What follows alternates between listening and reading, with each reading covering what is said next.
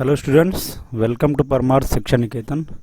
Class 12th के course में हम लोगों ने कूलाम्स लॉ तक देख लिया था। ठीक है, सो कुछ प्रॉब्लम्स भी करी थी पिछले लेक्चर्स में। इस लेक्चर्स में भी हम लोग कुछ प्रॉब्लम्स को सॉल्व करेंगे। ठीक है, तो यहाँ पे एग्जाम्पल नंबर 1.4 लिखा हुआ है। Coulomb's law for electrostatic force between 2 point charges and Newton's law for gravitational force between 2 point masses both have inverse square dependence. का मतलब जो इलेक्ट्रोस्टैटिक फोर्स है वो भी बीच की सेपरेशन के इन्वर्सली प्रोपोर्शनल होता है अगर ये चार्ज Q1 और Q2 हो। ठीक है ना, इनके बीच का गैप R हो तब। और जो ग्रेविटेशनल फोर्स होता है वो दो मासेस M1 और M2, ठीक है, इनके बीच के गैप R के इन्वर्सली प्रोपोर्शनल होता है। सो दोनों के दोनों फोर्सेस जो हैं वो इनवर्स स्क्वायर लॉ को फॉलो करते हैं। अब फर्स्ट पॉइंट क्या बोला जा रहा है, compare the strength of these forces by determining the ratio of their magnitudes. सबसे पहले इन दोनों को क्या करना है, कंपेयर करना है। इलेक्ट्रोस्टैटिक फोर्स Fe को और ग्रेविटेशनल फोर्स Fg को कंपेयर करना है। क्या करके, इन दोनों का मैग्नीट्यूड कैलकुलेट करके और उन दोनों का रेशियो निकाल के। ठीक है, अब कंडीशन दे रखी है। पहली कंडीशन क्या है, for an electron and an proton. तो एक इलेक्ट्रॉन है, ठीक है, और एक प्रोटॉन है, तो किसी डिस्टेंस पे रखे हुए हैं। ठीक है, कुछ डिस्टेंस है, दे आर 1 एंगस्ट्रॉम अपार्ट। इनके बीच का जो गैप है वो कितना है, 1 एंगस्ट्रॉम। तो एक इलेक्ट्रॉन है, एक प्रोटॉन है, पहला सिचुएशन है। दूसरा केस दे रखा है फॉर 2 प्रोटॉन्स। दूसरी सिचुएशन में यहाँ पर भी प्रोटॉन है, यहाँ पर भी प्रोटॉन है। उसके बाद थर्ड सिचुएशन क्या दे रखी है, estimate the accelerations of electron and proton due to the electrostatic force of their mutual attraction when they are 1 angstrom apart. ठीक है, तो पहले तो ये कैलकुलेट करना है, उसके बाद एक्सेलरेशन कैलकुलेट करना है। तो फर्स्ट सिचुएशन को लेके चलते हैं कि एक इलेक्ट्रॉन है और दूसरा क्या है, प्रोटॉन है। इनके बीच का गैप 1 एंगस्ट्रॉम है। ठीक है, सो इनके बीच में इलेक्ट्रोस्टैटिक फोर्स कितना लगेगा और ग्रेविटेशनल फोर्स कितना लगेगा। ठीक है, अब इलेक्ट्रोस्टैटिक फोर्स कैलकुलेट करने के लिए हमको क्या पता होना चाहिए, Q1 एंड Q2। ठीक है, सो इलेक्ट्रॉन का चार्ज होता है -E और प्रोटॉन का चार्ज होता है +E। ठीक है, Q1 और Q2 इनके बीच का गैप R कितना है, 1 एंगस्ट्रॉम मीन्स 10⁻⁻10 मीटर। और ग्रेविटेशनल फोर्स के लिए क्या हमको चाहिए, M1 M2। ठीक है, M1 की वैल्यू क्या होगी, इलेक्ट्रॉन का मास क्या होगा, 9.1 इंटू 10⁻31 kg। और M2 क्या होगा, मास ऑफ प्रोटॉन का मास क्या होता है, 1.6 into 10⁻27 kg।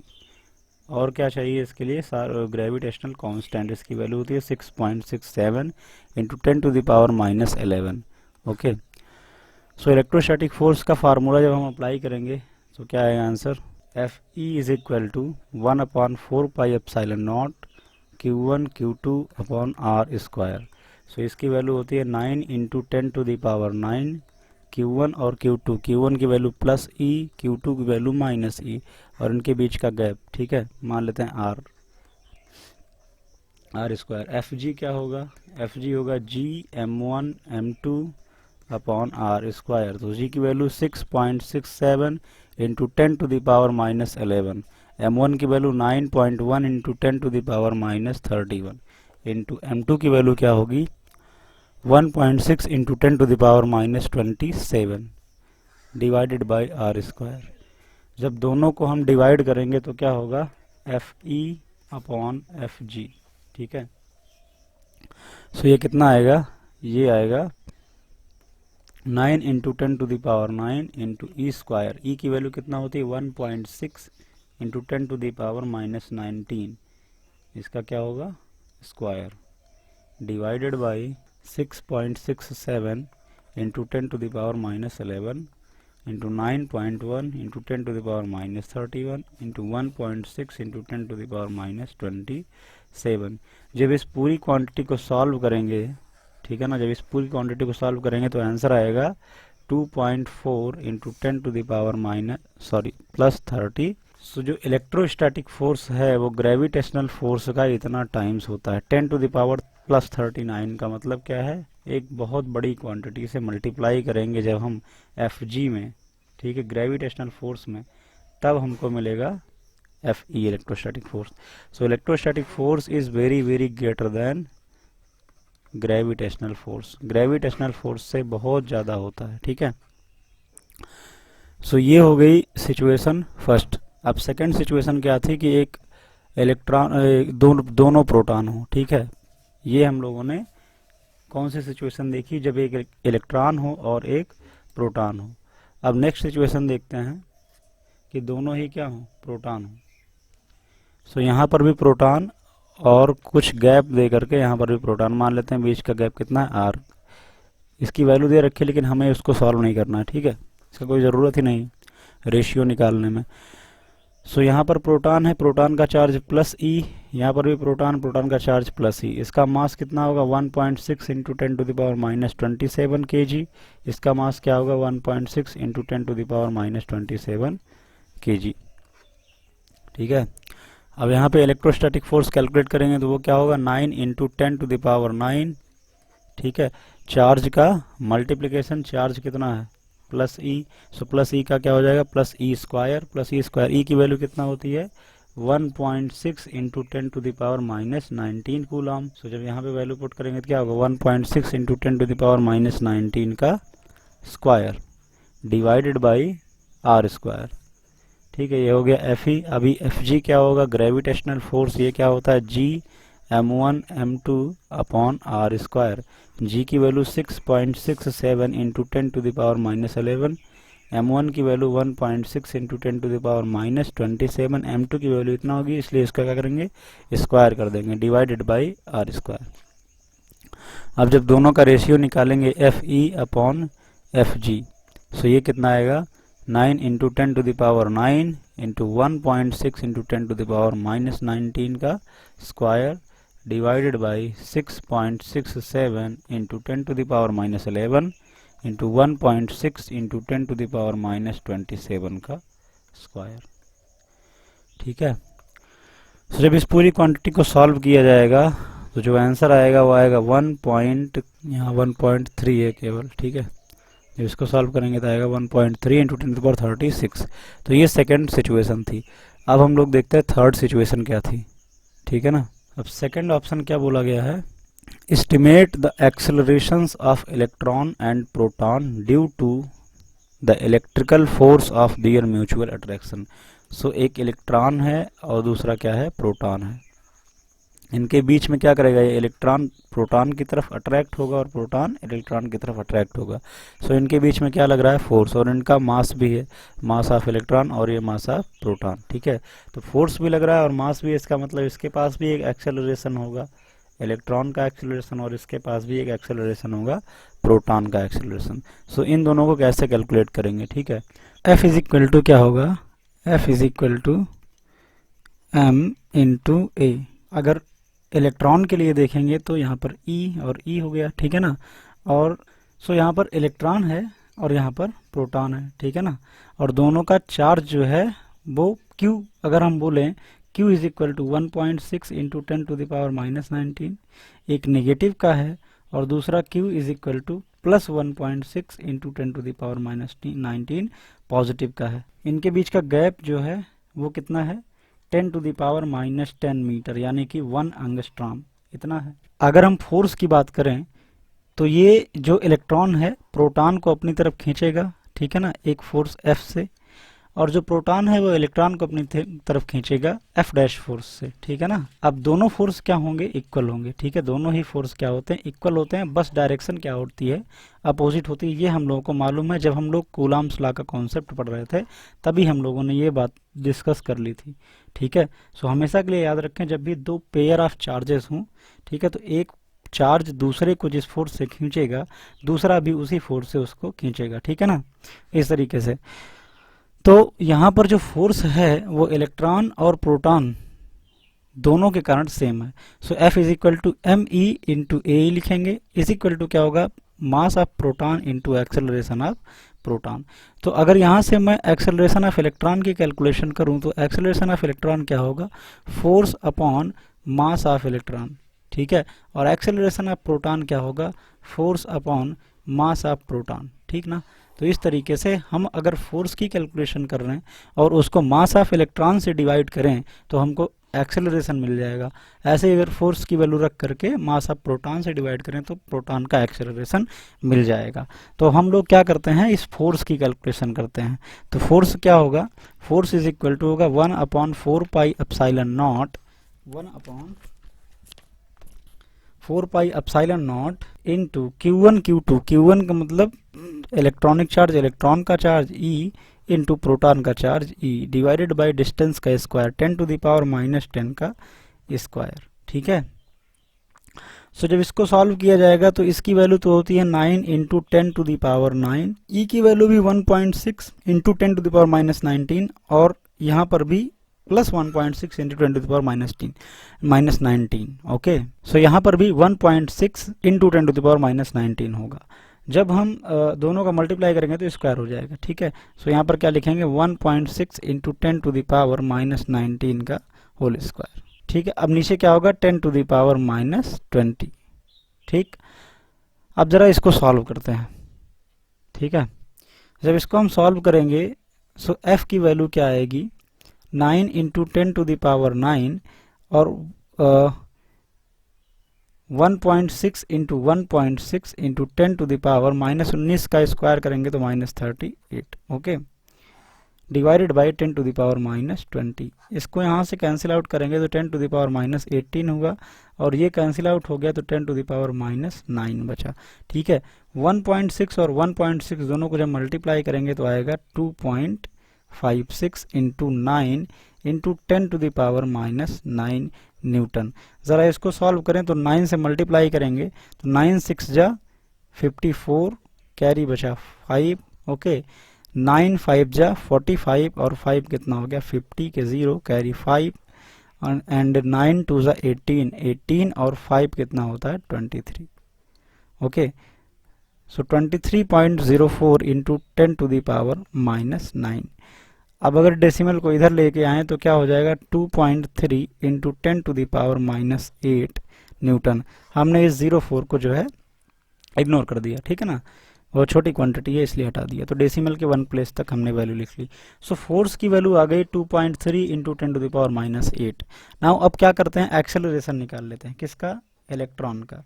So acceleration of electron क्या हो जाएगा, एक्सेलरेशन ऑफ इलेक्ट्रॉन क्या हो जाएगा, 2.3 into 10⁻8 divided by mass of electron 9.1 into 10⁻31 kg। Okay, so जब इस वैल्यू को सॉल्व करेंगे तो आंसर क्या मिलेगा, 23 डिवाइडेड बाई 91 इंटू यहाँ पर क्या हो जाएगा, ये -8 तो पहले कैंसिल हो जाएगा। ठीक है, कितना हो जाएगा 10⁻23, ऊपर जाएगा तो प्लस, सो 10⁻23। ठीक है, ज़रा इसको सॉल्व करके बताओ कितना होगा, 23 divided by 91, 23 divided by 91, 0.2527 into 10⁻23। अगर हम इसको इस तरीके से लिखें तो 2.53 इंटू 10⁻22 मीटर पर second, so second square. Okay, so ये हो जाएगा एक्सेलरेशन ऑफ इलेक्ट्रॉन। ठीक है। और इसी तरीके से अगर हम एक्सेलरेशन ऑफ प्रोटॉन निकालें तो एक्सेलरेशन ऑफ प्रोटॉन क्या हो जाएगा, 2.3 into 10⁻8 divided by 1.6 into 10⁻27 kg। Okay, so यहाँ से जब हम सॉल्व करेंगे तो 23/16 होगा इंटू ये कैंसिल आउट होगा तो 10⁻19 बचेगा, ऊपर जाएगा तो +19 हो जाएगा, है ना। अब जब यहाँ से इस डिवीज़न को हम सॉल्व करेंगे, ठीक है ना, 23/16, सो ये क्या होगा 1.43। ओके, सो आंसर आएगा 1.43 इंटू 10⁻+19।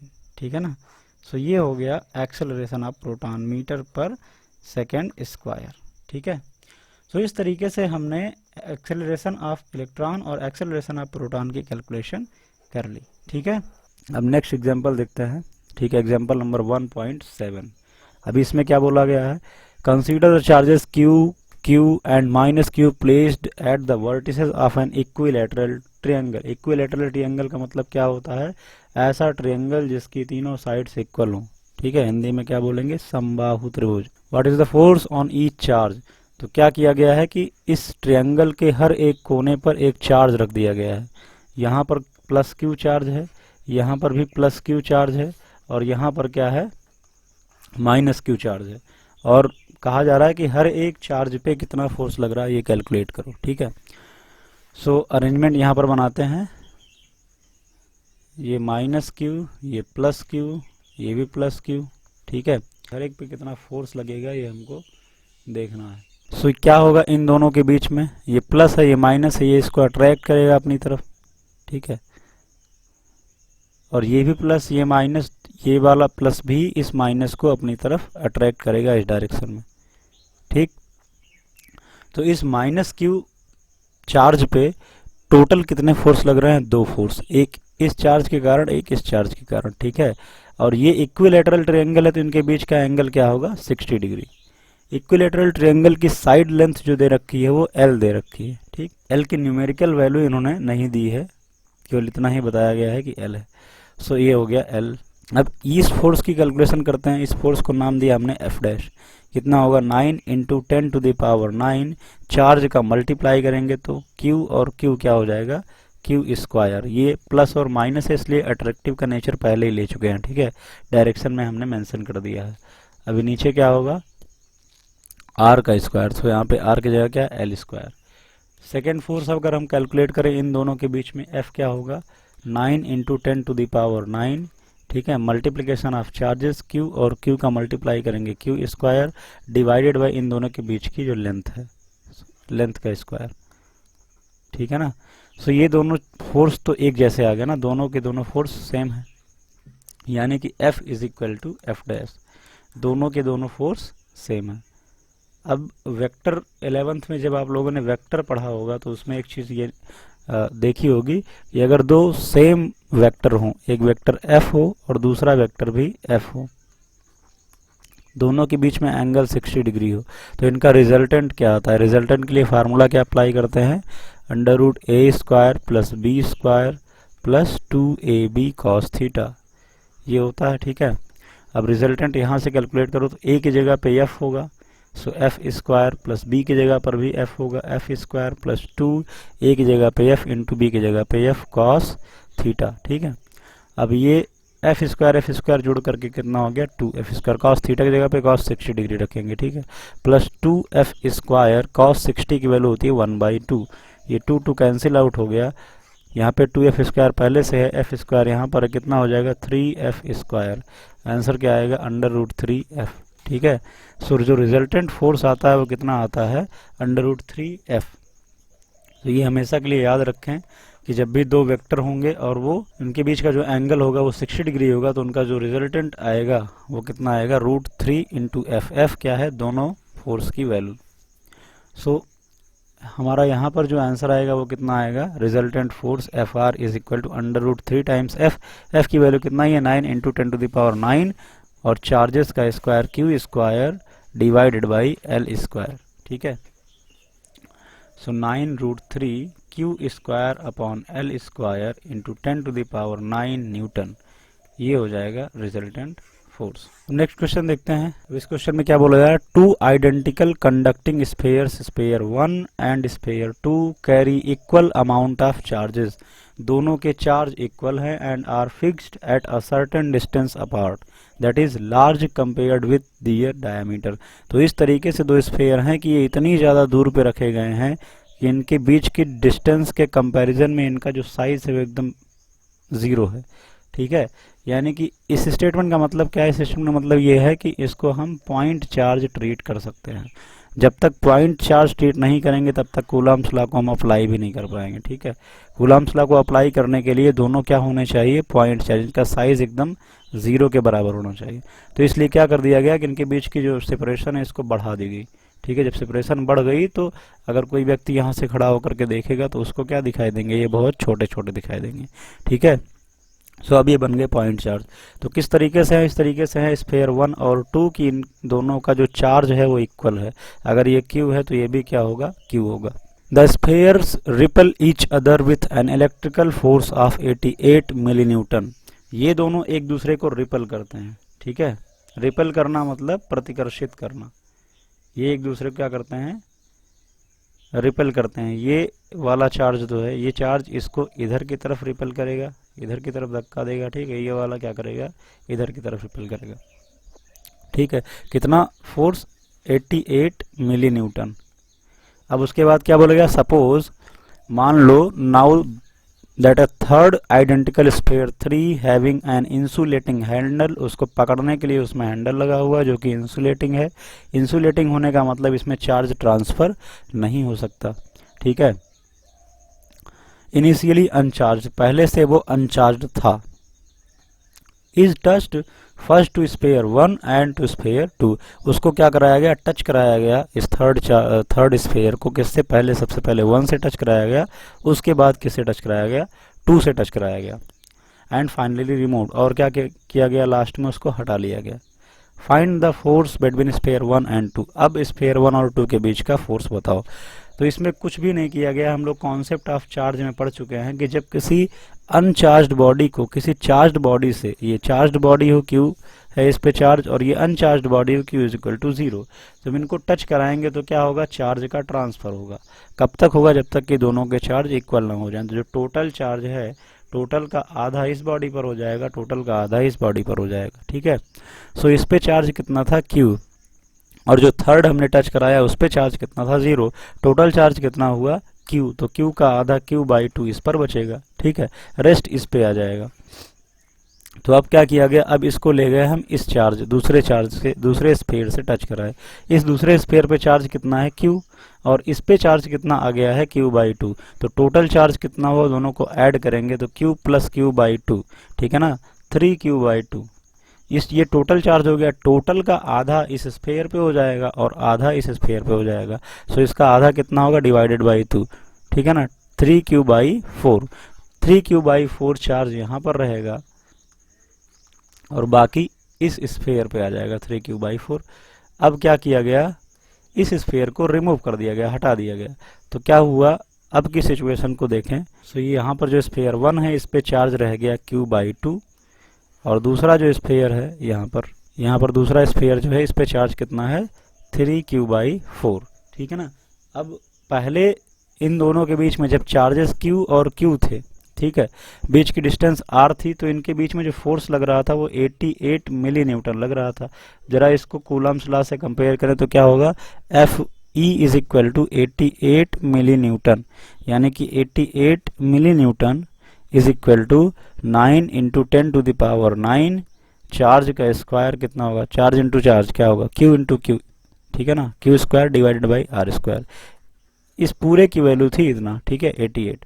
अभी यहाँ पर हम इलेक्ट्रोस्टैटिक फोर्स का फार्मूला लगाएंगे तो क्या होगा, 9 × 10⁹ पहला चार्ज मल्टीप्लाइड बाई दूसरा charge, so Q/2 multiplied by 3Q/4, ठीक है, डिवाइडेड बाई R²। सेपरेशन उतनी ही है, सेपरेशन को हमने चेंज नहीं किया, जितनी दूर पहले थे उसी उतनी दूर पर अभी भी रखे हुए हैं। सो R² होगा, ठीक है।